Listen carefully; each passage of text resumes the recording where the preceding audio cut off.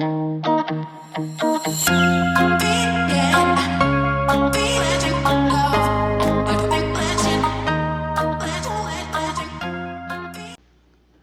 wanted to do a video showing you what I do when I make my napkins. And I stopped at Walmart and picked up several of their 1-yard pre-cut packages of fabric. And I will say, Walmart has a really nice selection of fabric that I think is reasonably priced. They've started, I guess I want to say, using less bolts of fabric that are out. Maybe it depends on the store, and have went more towards these pre-cut fabrics. And it's nice too. You don't have to try to wait for an associate to get to the cutting counter. I mean, naturally it's not going to be as nice as Joann's, what they have. Even Hobby Lobby has some nice fabric, but they don't have as good a selection. And I'm kind of afraid it's going to end up being to the point where you have to go to, I don't know, quilting stores to find nice bolts of fabric and, lots of different variety, unfortunately, because I think Joann's, I'm not sure if they filed bankruptcy or what, but they're closing like 500 stores or something. I know that Spokane has at least 2 in Spokane and 1 in the Valley. But really, Joann's fabrics are pretty overpriced, in my opinion. And I get it to a degree, but still, at the same time, if people are going to go where they can get it cheaper, and I would think that Joann's would have done better to sell items that, for less money, and had people still coming into the store. And I think Michael's actually is starting to sell fabric too, so you might want to check that. Walmart has pretty good choices of fabric. These are less than $5 for a yard. It's like $4.98 or something. I'd have to look again on the receipt real quick. Yeah, they're $4.57 is what the fabric is, which you about can't even do that at a Joann's fabric store with a 40% off or 50% off coupon. Napkins, back to that. I had been using these napkins for years, and they are in pretty bad shape, and I had just made them out of muslin. I mean, I've probably had these 15 years. I mean, a long time. And some of them, when I sewed them and ironed them, and this was like, I'm a little better sewer than I was then. Of course, still not great, but regardless, I made them out of muslin. They were just everyday napkins. I didn't care really what happened to them. Of course, grease gets on them. Sometimes if my husband used it, he was worse than maybe someone else would have been with a napkin. And I will say, it took me a while to, I want to say, glob on to using cloth napkins, because they get dirty. And you get used to using paper napkins, and then you just throw them away. But there's something about the feel of using a cloth napkin that is just really nice. And over time, you will get used to it. Now, I will probably make some more muslin napkins, which are inexpensive, but I think my thought here was, if I had something that was a little bit busier fabric, maybe that would show less stains over time. And yeah, chances are if I had picked a fabric that was maybe brown or whatever, that would really have disguised it, or a brown print. But I wanted to match my kitchen and my dining room. My kitchen is yellow and red, mostly sunflowers and roosters is kind of the theme in there. It's a little bit mixed. I couldn't really find any sunflowers with roosters that I liked, but I really loved this fabric, which is this red fabric. This was really cute, so I got that. And then for my dining room is blues and off-whites. And I know this is white, but I can live with that. And this one is busy enough that it might distract a little bit from whatever stains might accumulate on these napkins. The other thing is that because I'm paying less than $5 a yard for this fabric, I mean, down the road, if it gets stained, I can just replace it. And it also gives you a chance that if you get tired of a certain one or decide that you don't like it, I mean, you don't feel so bad if you start having to toss napkins. I don't really eat much in the kitchen, but sitting at the counter, it's kind of fun to have something that you like. And I'll open these up a little bit more so you can see them, at least this one, a little bit better. What I use in the dining room and in the kitchen are these types of holders, napkin holders, and it has one of these that goes on there. Now you can make your napkins any size that you want to make.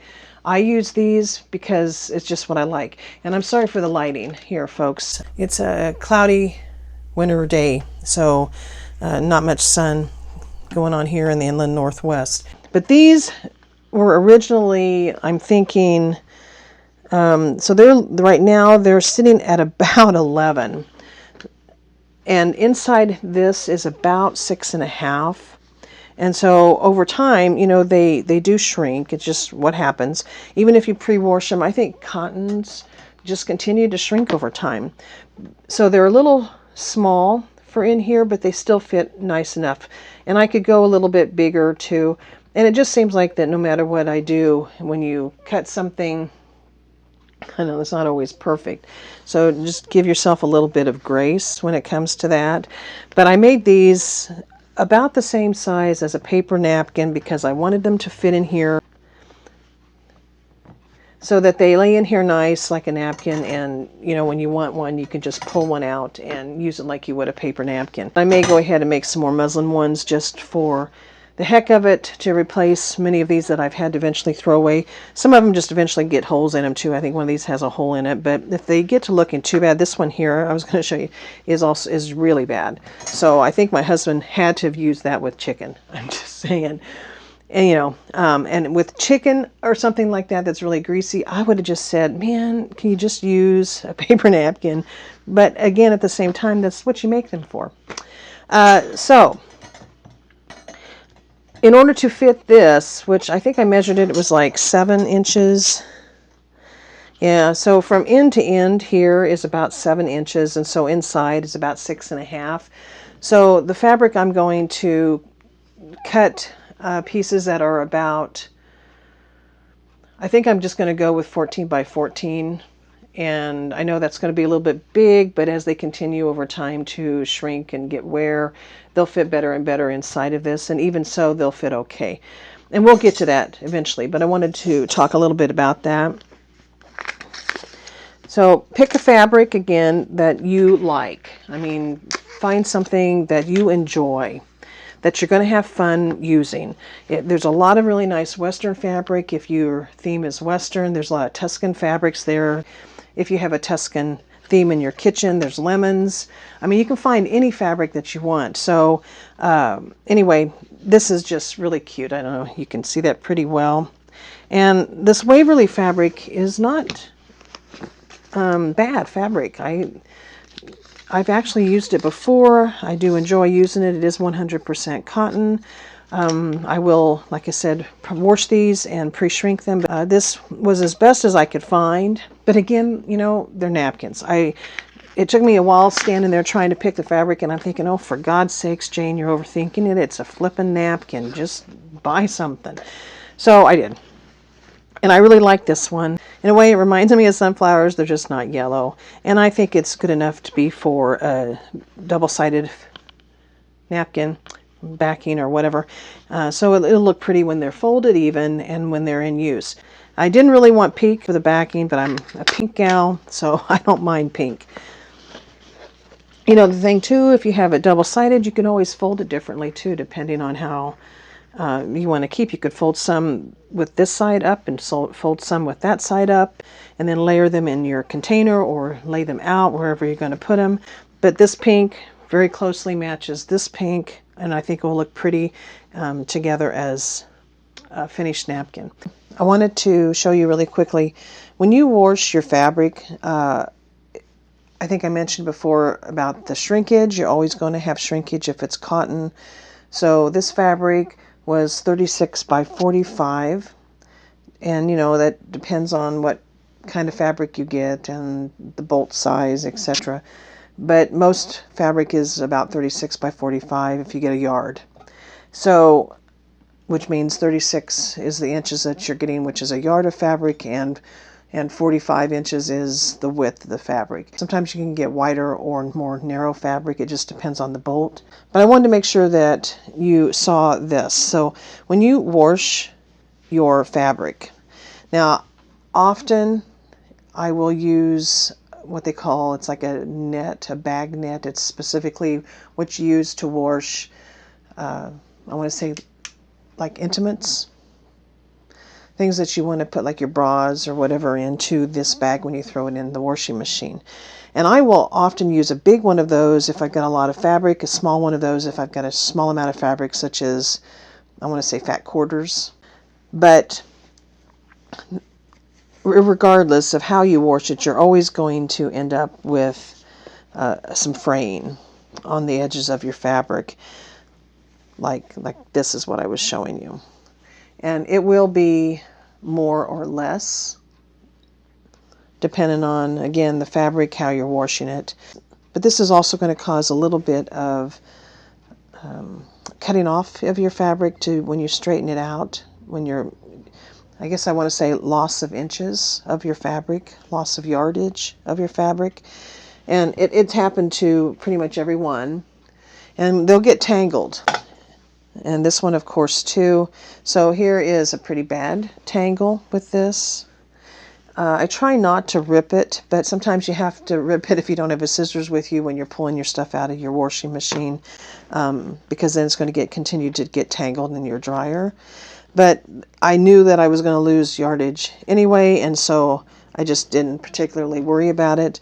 But I just trim it off, and then when I iron it, or you could throw it back in the dryer to get the wrinkles out too. I have cut out the 14 by 14 squares of each of the fabrics.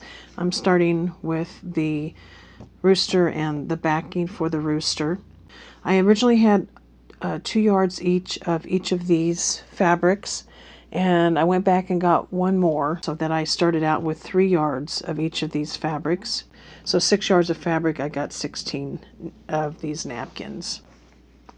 So what you're going to do is you're going to place your right sides together of your 2 fabrics.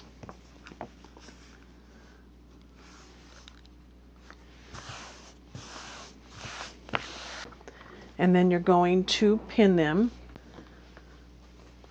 And I already have one pinned here. And you're going to pin all the way around and use as many pins or as little pins as you think that you need. Some people will use a friction pin to mark where they need to start and stop as a reminder, so that they have the opening for when they turn it right side out. I don't normally need to do that. I just, in a way, am able to keep it in my head, believe it or not. And I leave a fairly large opening. Some people will leave a smaller one, but I don't like to have to struggle to turn my fabric right side out. If you have a problem also with remembering where that is, you can always use just a double pin. But I am going to use a 1/2 inch seam allowance. So I've sewn all the way around, back tacking where I started and where I finished, and left the hole, of course, open. I often will use my pinking shears, but I don't know what I've done with my pinking shears. Just make sure that, you cut the corners, and I wouldn't go too close. I mean, some people say go as close as you can, but I have learned from the past that the closer I have gotten to these corners, the bigger the chance is for me when I'm turning it right side out and poking those corners out, to poking the corners too much. So I stay a good 1/8 of an inch. So this one's a little bit more, but I try to stay about an 1/8 of an inch away from the corners. If you're much better at it than I am, then do what you usually do on your corners. I like to have a little bit of substance or thickness layers when I do my top stitching. It's just something that I personally, like better. So what I do here is, when I'm not using my pinking shears, is I try to just take a little bit off one of these sides. And I do that just to take some of the bulk out. When I get to the opening, I stop about 1/4 of an inch from the opening and cut it off, because I want to keep all of this seam allowance here when it comes time to turning it under. And then about 1/4 of an inch past it, I start back in again, and then I continue to cut. And I'm probably cutting maybe half, a little less than half off, so maybe I'm cutting 1/4 of an inch off of my 1/2 inch seam allowance.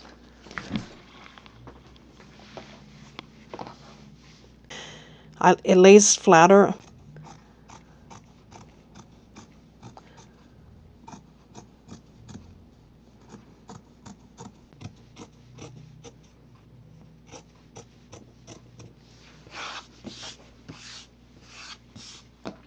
I wanted to mention, before I forget it, if you have any trouble at all with your hands, I recommend this rotary cutter.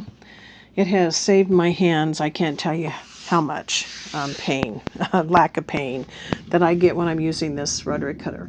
It's a Martelli rotary cutter, and they're just ergonomic. You can hold it like this when you're cutting. You can even sit and cut with these rotary cutters. You can't really do that with those straight regular rotary cutters. And I have a much better, I want to say, grip and handling of this rotary cutter. I just have much better control. And the blades are also the Martelli blades, which are very, very sharp. When I'm getting ready to turn it right side out, what I try to do is do a little bit of a finger press. Trying to match it with the seam, pretty close to the seam. And you know, it's probably not going to be perfect when you do it this way, but when you turn it right side out, it's just easier, and I'll show you here in a minute why. But I just do a little bit of a finger press, and then I turn it over, and of course do the other side.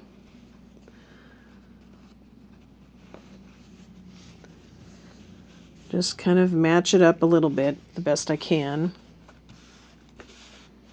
Okay, and then I turn it right side out.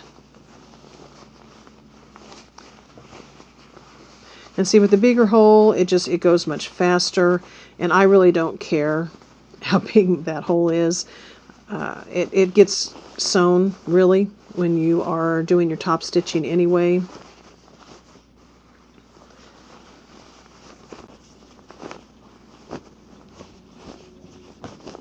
If you have a bone folder, or if you have a corner pick, I don't know really what they're called, but I just use whatever I have. I mean, I've even been known to use my diamond art pin to poke the corners. And just be careful, because I've left that good 1/8 of an inch. I'm probably not going to have to worry too much about poking too far and then poking through the corner. And that to me is, I don't know, I've done that a few times over the years, and I can't tell you how frustrating that is after you've taken the time to cut something out and you've sewn it, and then you end up with a hole in the corner and having to go back and either, you know, try to fix it, which you almost can't, and get the same look in your corner. It's just, you about almost have to start over again and do another cutting and another sewing. So I'd rather have my corners be a little less perfect, a little less square, than risk poking a hole. And I keep losing my hole. Yeah, it's here somewhere. I know it is. Isn't that crazy? I can't find it. Here it is.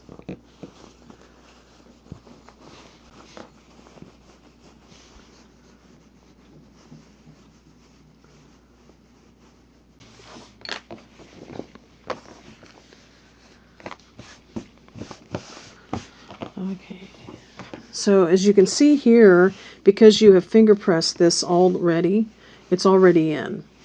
And that actually doesn't look too bad. Sometimes you will be able to tell when you're looking at it if you have turned it under too much or not enough, because it will either kind of bow down or bow up.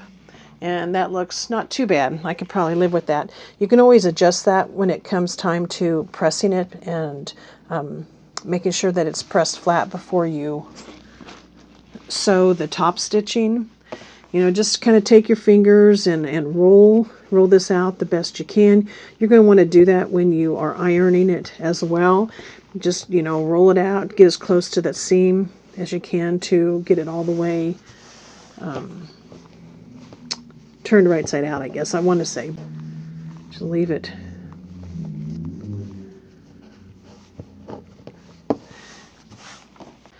Okay, so I'm going to press this, and then I'm going to take it to the machine, and I'm going to sew in a little less than 1/4 of an inch all the way around, and back tacking, of course, where I start and stop, just to make sure that the stitches stay in. And then I'm going to press it again after I do that, and then I will be back again. I have finished sewing the top stitching. I just need to trim off the threads.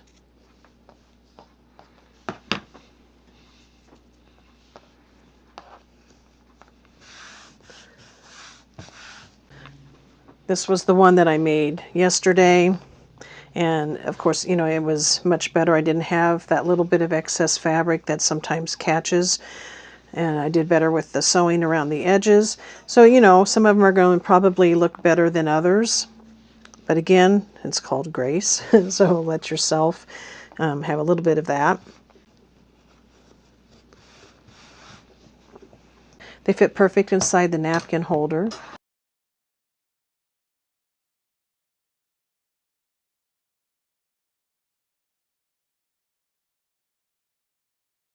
I just, you know, fold them in quarters and again stack them in there. I finished my stack of breakfast napkins, and I went ahead and sewed one of these blue floral ones so that you could see the napkin. I used blue on the top spool, and I used pink in the bobbin. Pretty everyday napkins, because you're worth it, right? We're all worth it. We deserve to use something pretty every day. We don't have to save it for special occasions, because we are our own special occasion. Anyway, thanks for watching. Take care, stay safe, and always be kind.